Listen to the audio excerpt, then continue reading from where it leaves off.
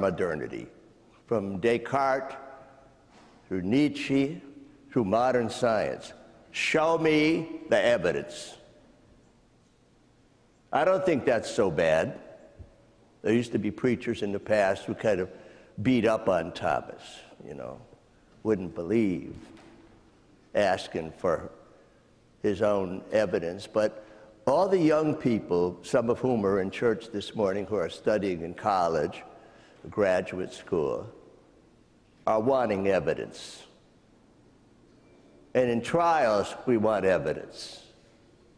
We want to know what the proof is, not to jump to conclusions, not to assume it must be this way because I want it to be this way, but to demand evidence. And I salute that. But it's not so simple. A young woman who's a freshman in college over in Washington came to Mass a couple of weeks ago and said, "Can I interview you as part of a podcast?" But I said, what it's on, you know, and she said, "I'm studying justice. I want to go into international relations and law, but part of that justice course is the philosopher Nietzsche, and I think he's pretty cool." Well, she's a freshman. But we had a great conversation on her podcast. And she said, some of the professors say that Nietzsche attacked priests for making people guilty, for making them fear everything. I said, Nietzsche attacked everybody, even that professor who said that. Nietzsche lets no one escape. He has no transcendent, no God, nothing above us. So what does Nietzsche say in the end? The person who is more powerful wins the game. Ethics be damned. The person last standing is the winner, because after he goes, he dies, or she goes and she dies, so there's no judgment to come. There's just who wins the game here by whatever means helps you win the game. And when I said that, she said, I never heard that in class, that Nietzsche was that radical. But we had a great conversation. I want to talk about mercy briefly, and I want to talk again about Thomas. What does mercy mean? We normally take it in the human, everyday sense, you know, sort of like, you know, take it easy on me. Don't be so hard on me. You know, let it go, as people sort of say, you know, let it go here in human relations. And indeed, our life revolves around hurts and forgiveness. Hurts that we don't even know we've inflicted on others, but they carry with them as a little invisible kind of crown of thorns in their life. Husbands, wives, fathers, mothers, teachers, you name it. We're all walking around with crowns of thorns. And at some point, people have to forgive. Now you hear Freud talking through me with these glasses, right? We have to sort of give it up. We have to sort of do what people say, let it go, please. Get over it. But mercy is much bigger than getting over it. It's allowing a relationship more time. So I say that mercy has to do with time, patience, second chances, new opportunities, the opening up of a future that looks like there's no future, the giving of grace. No relationship in marriage, in priesthood, in any walk of life survives without that. Without giving more rope, without extending more time for things to grow. And it's not just the giving of mercy when something cruel has been delivered, but in the ordinary walk of life, giving time, the kind of patience that allows freedom to grow. mercy.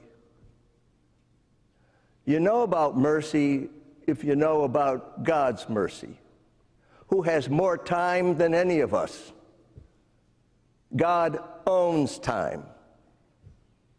Time is his servant. When God created the world, he created time. And in created time, he created the past, the present, and the future. And they go back and forth in each other. When we remember, the past comes back into the present. And when we hope, the future comes back into the present. And then the present spreads out. And so time is a very mysterious thing. Though we think we're always in the present, we're living with different dimensions of time bouncing around in our heads. Think of T.S. Eliot's poem, Burnt Norton, that talks all about time. Time is mysterious. God owns it. We don't. Time devours us, brings us to be, takes us away. God owns it. As the prayers say in church, from eternity to eternity you are. And so the power of God's love, God's presence, as it expresses itself in Christ, is extraordinary, huh? Here is somebody appearing to the disciples in this gospel who's just been crucified as they fled. And he appears to them in the upper room where they're hidden, kind of afraid that the same fate might arrive for them at the door. A knock comes, not even a knock, he just is there, and he says peace, in Hebrew, shalom, which means much more than peace. It means fulfillment. It is fulfilled here. And he breathes on them mercy through the word peace. He doesn't say to them, where were you when I needed you? Where were you when I hung on the cross? Where were all of you? I'd say that. You'd say that. Be honest with yourself. Christ doesn't. The resurrection means he's beyond all that. And if we experience the grace of Easter, we get beyond that. And we don't throw things up in people's faces to put them in little hells of our own making for a week or two, where young people suddenly draw the veil of silence around themselves.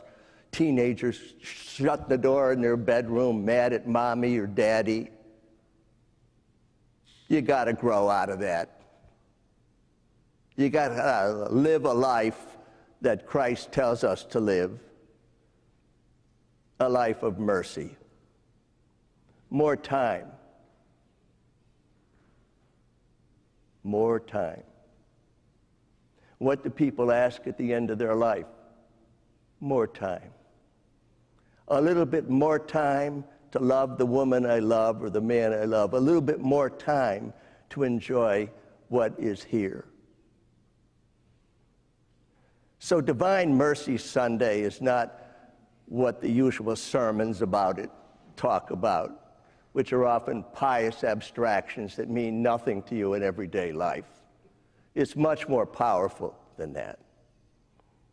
It gets to the very essence of God, who has more time than any of us. And so if God is merciful, it's not the kind of mercy that Nietzsche made fun of when he said the modern world has turned God into an old man asking for soft ice cream.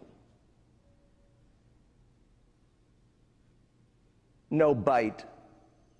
No bite in that guy. He just waves a hand of blessing over everything. He cares not how history develops. But that's not the God of Jesus of the Old Testament. The God of Jesus is the God who knows punishment, who weighs lives in the scale, who understands good and evil. And you know how well he understands it? By looking up there. God is not an old grandfather softy who sits everybody in the world on his lap and gives them a chocolate chip cookie and says, I love you, do whatever you want. God is a God that you see up there. But the one up there is also God, who suffers for the accused, who says to his Father, let me take their place in your wrath. Inflict it on me. Give me the punishment that history reserves for the criminals. If you say you're saved by the cross, you're saved by the suffering of the one who loves you. Like that Polish priest who stood in line before the Nazis along with the Jews. And when they picked one Jew out to send off in a train to the camps to put him in an oven, the priest said, take me, not him, which they did. That's the kind of mercy we're trying to understand, that makes people reach across differences and love people almost despite themselves. Divine Mercy Sunday. Have mercy a little bit on yourself, on the growing pains of life, on your parents and grandparents, on your spouses, on your children. It's not just some form of indulgence, but an opening up of the heart, where the heart opens up to the goodness in other people that transcends any of the evil they could do. Divine Mercy Sunday. Thomas, my hero, the hero of thinkers and philosophers and doubters, and we've all been that at various stages of our life. And now the young are asking, after all the tragedies in the church, will you give us some evidence that you are his witnesses? Will you give me some evidence of that? And what will the evidence be for what the priesthood has done? What kind of evidence do we want? Ask yourself that. And what kind of mercy can you give to the institution that allowed that to happen? Or is mercy just indulgence? Or is mercy rather our ability, despite everything in life that makes us angry and frustrated, the giving of more time, just more time? And I say to the young priests that I educated, you will bear the burden of the past. Look at the cross. But you have more time than I have. More time. And God has more than you.